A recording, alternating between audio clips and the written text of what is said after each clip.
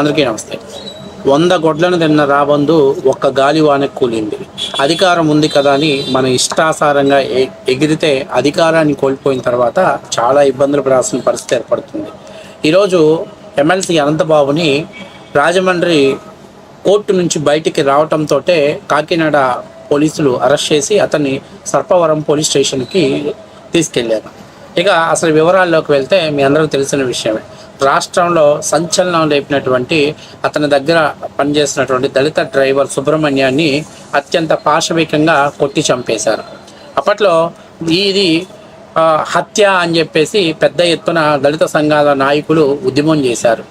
దాని ఫలితంగా అప్పటి ప్రభుత్వం అప్పట్లో దీని మీద పూర్తి స్థాయిలో విచారణ చేయించి అప్పట్లో ఎమ్మెల్సీ అనంతబాబు దీంట్లో కీలక పాత్ర పోషించాడు అనేటువంటి అతన్ని అరెస్ట్ చేయించి ఆ తర్వాత ఈ కేసుని కొన్ని లుసుగులు డొల్లతనం ఆధారంగా ఆయన మీద ఏదైతే 30 రోజుల్లో మళ్ళీ ఛార్జ్షీట్ నమోదు చేయకపోవడంతో ఎమ్మెల్సీ అనంతబాబుకు బెయిల్ రావడం జరిగింది. ఇక ఆ బెయిల్ మీద కొనసాగుతున్నటువంటి అనంతబాబు పాపం పండి 2024లో వైసీపీ ప్రభుత్వం కుప్పగూలిపోవటం, కూటమి ప్రభుత్వం అధికారంలో రావడంతో ఈ కేసుని రాష్ట్ర ప్రభుత్వం చాలా సీరియస్గా తీసుకుంది. ఈ కేసులో అప్పట్లో ఉన్నటువంటి అధికారులందరినీ కూడా మళ్ళీ ఇన్వెస్టిగేషన్ చేసి 30 రోజుల్లో ప్రాథమిక నివేదికను సమర్పించాలంటూ కూటమి ప్రభుత్వం ఆదేశాలు ఇచ్చింది. ఇక కేసు వేగవంతంగా కదులుతుండటంతో అసలు విషయాలు విస్తుపోయే నిజాలు బయటకు వచ్చినాయి. ఇప్పటిదాకా ఈ కేసులో A1గా ఉన్నటువంటి వ్యక్తి ఎమ్మెల్సీ అనంతబాబు. ఇక తాజా ఇన్వెస్టిగేషన్లో ఈ కేసులో A2గా ఆయన భార్యని చేర్చారు. హత్య చేయటము, హత్య తర్వాత యొక్క సాక్ష్యాలని రూపుమాపటంలో ఈమె కీలక పాత్ర పోషించారు అని చెప్పేసి కూడా కోర్టుకి నివేదికలు సమర్పించారు. అయితే తాజాగా మరొక కేసు ఇక్కడ నమోదైంది. ఏంటి ఆ కేసు అని అంటే, ఏదైతే ఈ కేసు వేగవంతం అవుతుందో ఈ కేసులో నుంచి మన అనంతబాబు బయటపడటం కోసం ఎవరైతే ఈ కేసులో సాక్ష్యాధారులుగా ఉన్నారో శివప్రసాద్, మణికంఠ, వెంకటేష్, పవన్, ఈ నలుగురిని ఎమ్మెల్సీ అనంతబాబు మీరు కోర్టులో నాకు ఫేవర్గా సాక్ష్యం చెప్పాలి, అలా చెప్పినట్లయితే మీకు ఒక్కొక్కరికి 4 లక్షల నుంచి 5 లక్షల రూపాయలు డబ్బులు ఇస్తానని, లేకపోతే చంపుతామని బెదిరించారు. సో దీని మీద అంటే ఎవరైతే సాక్షుల్ని ప్రభావితం చేస్తాడు, ఎందుకంటే ఆయన బెయిల్ తీసుకొని బయట ఉండి సాక్షుల్ని ప్రభావితం చేశాడు కాబట్టి దీని మీద సర్పవరం పోలీస్ స్టేషన్లో మరొక కేసు నమోదైంది. ఏంటి ఆ కేసు సారాంశం అంటే, ఫలానా ఎమ్మెల్సీ అనంతబాబు అనేటువంటి వ్యక్తి మమ్మల్ని అంటే తనకు అనుకూలంగా సాక్ష్యం చెప్పకపోయినా, కోర్టుకు హాజరై సాక్ష్యం చెప్పినా మమ్మల్ని చంపేస్తామని చెప్పి బెదిరిస్తున్నారని అనంతబాబు ప్లస్ ఆయన అనుచరులు మా మీద అంటే హత్యా ప్రయత్నం చేస్తాం, లేకపోతే కోర్టులో మేము చెప్పినట్టుగా మాకు అనుకూలంగా సాక్ష్యం చేయాలని చెప్పేసి బెదిరిస్తున్నారని ఈ యొక్క సర్పవరం పోలీస్ స్టేషన్లో కేసు నమోదైంది. ఎవరెవరి మీద? అనంతబాబు మరియు అతని అనుచరులైనటువంటి చిన్నిబాబు, సతీషు, రాంబాబు, వీళ్ళ ముగ్గురు మీద కేసు నమోదైంది. ఇక ఇది రాష్ట్ర వ్యాప్తంగా హల్చల్ అవ్వటంతో దీని మీద కాకినాడ ఎవరైతే ఏలూరు రేంజ్ ఐజీ గారు దీన్ని సీరియస్గా తీసుకున్నారు.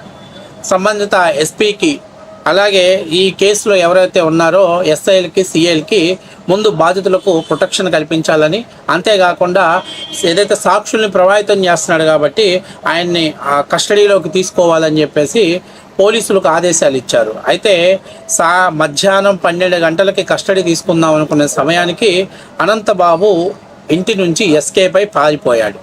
ఇక్కడే అతిపెద్ద ట్విస్ట్ ఒకటి ఏర్పడింది. ఈ ట్విస్ట్ ఏంటయ్యానంటే, ఇతనికి పోలీస్ డిపార్ట్మెంట్ నుంచి సమాచారం వెళ్ళటంతో అతను పక్కా సమాచారం అందుకున్న తర్వాతే ఇంటి నుంచి ఎస్కేప్ అయిపోయాడు.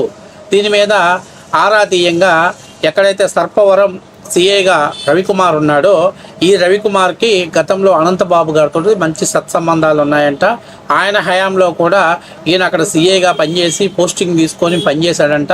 వీళ్ళిద్దరి మధ్య మంచి మ్యూచువల్ అండర్స్టాండింగ్ ఉండటంతో ఏదైతే మిమ్మల్ని అరెస్ట్ చేయడానికి పోలీసులు వస్తున్నారనేటువంటి సమాచారాన్ని సర్పవరం సిఐ రవికుమార్ అనంతబాబుకు చేరవేర్చారని అనేది కొన్ని ఇంటెలిజెన్స్ ఆధారంగా కొన్ని రిపోర్ట్స్ను సేకరించడంతో ఇక ఇప్పుడు ఈ విషయం మీద రాష్ట్ర ప్రభుత్వం కూడా సీరియస్ అవడంతో ఈ సర్పవరం సిఐ రవికుమార్ని సస్పెండ్ చేస్తూ ఆయన విఆర్కి రిపోర్ట్ చేయవలసిందిగా నిర్ణయం తీసుకున్నారు. అంతేకాకుండా తుని రూరల్ సిఐగా ఉన్నటువంటి చెన్నకేశవుల్ని ఈ కేసుతో పాటు బాధ్యతలు నిర్వహించాలంటూ ఎవరైతే గుంటూరు ఐజీ రేంజ్ వాళ్ళు వాళ్ళకి స్పష్టమైనటువంటి ఆదేశాలు ఇవ్వడం జరిగింది. అంటే ఒక సిఐ ఆల్రెడీ ఎత్తేసేసాడు, మనోడు పుణ్యమా అంటూ ఒకటి బయటికి ఒకరిని సస్పెండ్ చేసి విఆర్కు రిపోర్ట్ చేయడం జరిగింది. ఈ అనంతబాబు అనేటువంటి వాడు అధికారం పోయిన తర్వాత కూడా ఈ మధ్య చాలా రెచ్చిపోయాడు. ఒక ఎమ్మెల్యే క్యాండిడేట్ని కూడా ఏకవచనంతో మాట్లాడి నేను తలుచుకుంటే నిమిషాలలో లేపేస్తానని మాట్లాడిన సందర్భాలు కూడా ఉన్నాయి. అయితే పోలీసులు ఏం చేశారంటే చాలా తెలివిగా రాజమండ్రి పోలీస్ స్టేషన్లో ఈయన ఏదైతే అతనికి ఇచ్చినటువంటి బెయిల్ని రద్దు చేయాలి, రద్దు చేయకపోతే అతను సాక్షుల్ని ప్రభావితం చేస్తున్నాడు అనేటువంటి పిటిషన్ వేయడంతో దాని తరపున వాదనలు వినిపించడానికని అనంతబాబు గారు ఈరోజు అక్కడికి రావడం జరిగింది. అక్కడ జడ్జి గారి ముందు వాదనలు విన్నామంటే ఈ కేసులో A1 A2గా ఉన్నటువంటి అంటే ఆ అనంతబాబు ఆయన సతీమణి ఇద్దరు కూడా ఈ కేసుకి హాజరయ్యారు. కోర్టులో వాదనలు వినిపించి బయటికి రాగానే ఒక్కసారిగా పోలీసులు అతన్ని చుట్టుముట్టి అతన్ని అరెస్ట్ చేసి కాకినాడ పరిధిలో ఉన్నటువంటి సర్పవరం పోలీస్ స్టేషన్కి అతన్ని తీసుకెళ్లారు. సో ఈరోజు మళ్ళీ వైద్య పరీక్షలు చేసి మేజిస్ట్రేట్ ముందు హాజరుపరిచిన తర్వాత అతనికి ఇచ్చినటువంటి బెయిల్ రద్దు చేస్తారు. ఎందుకంటే అతను బెయిల్ ఇవ్వటం ద్వారా బయటకు వచ్చి బాధితుల్ని బెదిరించటము, తనకు అనుకూలంగా అనుకూలంగా సాక్ష్యం చెప్పమనటము, నయానో భయానో డబ్బులు ఇస్తామని బెదిరించటం, ఇవన్నీ కూడా బెయిల్ పొందినటువంటి వ్యక్తికి ఉన్నటువంటి విరుద్ధమైనటువంటి అంశాలు. కాబట్టి ఖచ్చితంగా న్యాయస్థానం కూడా అతన్ని రిమాండ్కు అంటే అరెస్ట్ చేసి జైలుకు పంపించడానికి, అవసరమైతే ఇన్వెస్టిగేషన్ పూర్తిగా సహకరించడానికి పోలీసులకు రిమాండ్ ఇచ్చేటువంటి అవకాశం కూడా కనిపిస్తుంది.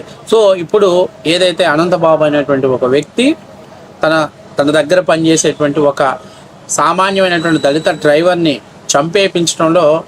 చంపేయించడంతో పాటు డెలివరీ చేయడంలో కీలక పాత్ర పోషించింది వైసీపీ ప్రభుత్వ హయాంలో. అప్పట్లో ఏదో తూతూ మంత్రంగా ఆ సంబంధించినటువంటి సిఏలు పోలీసుల చేత తప్పుడు ఇన్వెస్టిగేషన్ చేసి 30 రోజుల్లో ఛార్జ్ షీట్ ఫైల్ చేయకుండా చేయడం వల్ల అతనికి బెయిల్ మంజూరు చేశారు. ఇది వాస్తవ విషయం.